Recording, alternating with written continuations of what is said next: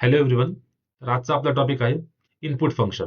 Input function काय आहे ते आपण आज या व्हिडिओमध्ये बघणार आहोत. इनपुट फंक्शन काय आहे? The input function is a use to take user input in Python. It always return the input as a string unless explicitly converted. Input function काय आहे? जसं मी ह्याच्या अगोदर name is equal to Sarvesh, age is equal to 25 हे simply असं मी define करत होतो. तर व्हॉट इफ जर मला युजर कडून जर इनपुट घ्यायचं असेल तर त्यावेळेस आपण इनपुट फंक्शन जे आहे ते वापरतो. सिम्पली असं मी एक इनपुट फंक्शनचा कोड मी इथं लिहिलेला आहे. तो कोड काय आहे? नेम हे व्हेरिएबल आहे, नेम इक्वल इनपुट. हे इथून आता इनपुट फंक्शन काय करतो? युजर कोण इनपुट घेतोय आणि तिथं मी लिहिलंय just enter your name. Enter your name हे खाली येईल आणि त्याच्या पुढं जो इनपुट आहे, जो आपण युजर घेणार आपल्याला देणार आहे, ते त्यानंतर प्रिंट होईल. आणि जस्ट सिम्पली फक्त मी दिलंय print hello plus name plus exclamation mark. हे काय आहे? हॅलो हे जस्ट सिम्पली एक सिम्पल करण्यासाठी मी एक इथं स्ट्रिंग घेतलेली आहे हॅलो प्लस हे स्ट्रिंग कॉन्कॅटिनेशनसाठी एकत्र करण्यासाठी बेसिकली मी हे प्लस साईन दिलंय. नेम नेम जे आहे आपले इनपुट होणार आहे आणि प्लस हे एक्सक्लेमेशन मार्क. जस्ट मी एक्झिक्यूट करतोय कोड. तर आलंय एंटर युअर नेम.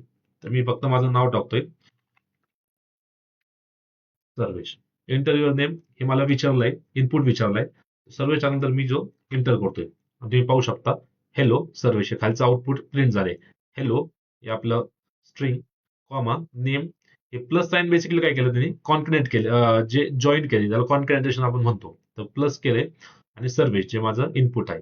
एक सिंपल असं एक इनपुट फंक्शन झालेलं आहे. आणि त्याच्यानंतर आहे टेकिंग न्यूमरिक इनपुट. जसं मी तुम्हाला सांगितलं बाय डिफॉल्ट जे आहे ते आपल्याला जे इनपुट आहे तो स्ट्रिंग फॉर्मॅटमध्ये घ्यायचं. जर तुम्हाला नंबर फॉर्मॅटमध्ये जर तुम्हाला द्यायचं असेल त्यासाठी तुम्हाला म्हणजे स्पेशली इंट इनपुट जे आहे ते यूज करावं लागतं. जसं की age is equal to input घे, बट कशात घे तर इंटिजर फॉर्म मध्ये घे. Age is equal to input integer form मध्ये इनपुट घे आणि त्यापुढे दिले की एंटर युअर एज आणि सिम्पली मी प्रिंट युअर एज त्याच्यानंतर इयर्स ओल्ड. तर मी एक्झिक्यूट करतोय. तर जस्ट मला इंटरव्ह्यूवर हे विचारलं आहे. त्यानंतर मी टाकतोय 28. जस्ट एंटर करतोय. तुम्ही पाहू शकता यू आर 28 इयर्स ओल्ड. ते सिम्पली हे झालंय यू आर एज जे आहे ते आपले 28 होतं. यू आर 28 इयर्स ओल्ड असे प्रिंट झालेलं आहे. बाय डिफॉल्ट जे आहे ते आपलं स्ट्रिंग फॉर्मॅटमध्ये आपलं इनपुट घेतं. जर तुम्हाला फ्लोटमध्ये घ्यायचं असेल किंवा न्यूमरिक फॉर्मॅटमध्ये घ्यायचं असेल तर त्यावेळेस तुम्हाला स्पेशली इंट जे आहे ते सुरुवातीला वापरावं लागतं. त्याच पद्धतीने फ्लोटसाठी पण घेतलं आपण एक प्राइस नावाचं व्हेरिएबल आहे. Price is equal to float.